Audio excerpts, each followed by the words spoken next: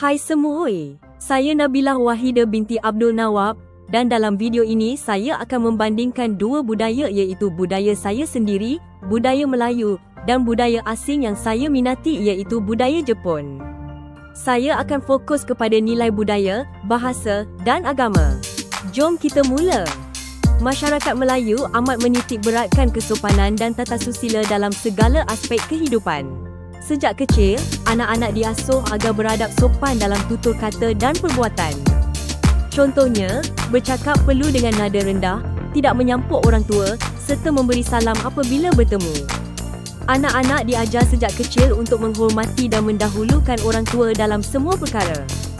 Gotong royong adalah tradisi lama yang masih diamalkan dalam masyarakat Melayu, mencerminkan semangat kebersamaan dan bantu-membantu.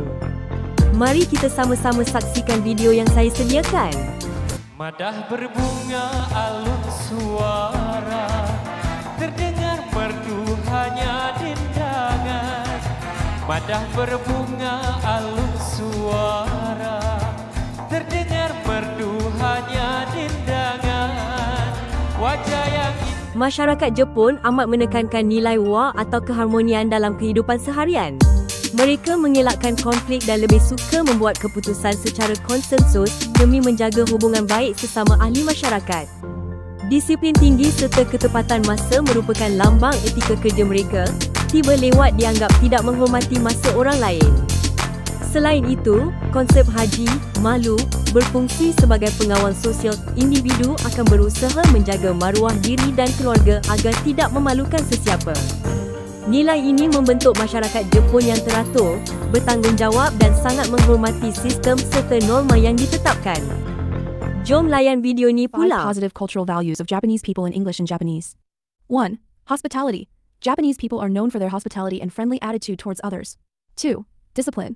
Japanese people tend to have high discipline in carrying out tasks and respecting rules. 3. Hard work. Japanese people have a strong work ethic and put maximum effort into everything they do. 4. Respect. Japanese people show respect to others, including parents, teachers, and fellow members of society, by honoring them. 5. Compassion. Japanese people have empathy and care for the interests and well-being of others. 6. Jinchia. Japanese people are known for their kindness and compassion towards others. 7. Goiryu. Japanese people have a high level of discipline in carrying out tasks and respecting rules. 8. Noli. Japanese society highly values hard work and always strives to give their best in everything they do. 9. Zi. Japanese people have a strong sense of respect for others, including parents, teachers, and fellow members of the community. Dalam budaya Melayu, bahasa yang digunakan sangat sopan dan beradab. Ungkapan seperti tuan, puan atau encik melambangkan rasa hormat. Pantun dan peribahasa pula digunakan secara kiasan, menggambarkan kehalusan budaya. Mari kita tengok video yang diambil daripada aplikasi TikTok tentang cara-cara percakapan orang Melayu dalam kehidupan seharian. Formal Malay versus how Malays actually speak. Let's go. Kami akan pergi ke pusat membeli belah pada jam 2 petang nanti. Weh, jom lagi shopping. Jam 2 macam tu sebab aku bosan lah kat rumah teman aku. Jika ada sebarang masalah, sila hubungi saya. Kalau kau nak apa-apa, kau jejel aku. Kalau aku mampu, aku tolong lah. Okay? Maafkan saya tidak sengaja.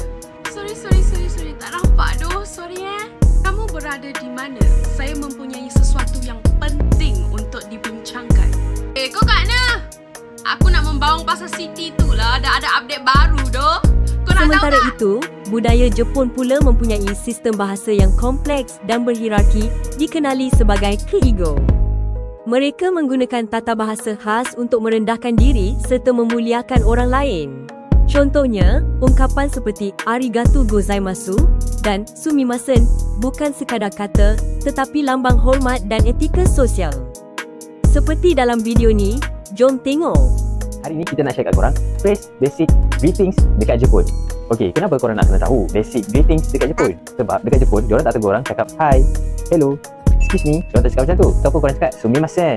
Itu adalah excuse me. Tapi, cara lebih baik dan cara lebih mudah adalah korang greetings diorang. Contoh dia, Ohayou gozaimasu. Ohayou gozaimasu kita gunakan pada waktu pagi. Konnichiwa.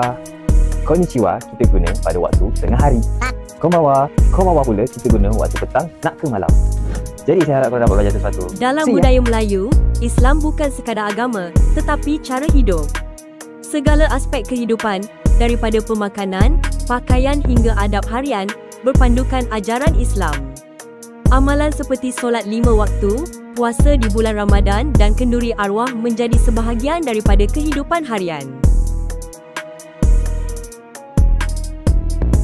Sebaliknya, masyarakat Jepun cenderung mengamalkan Shinto dan Buddha secara simbolik.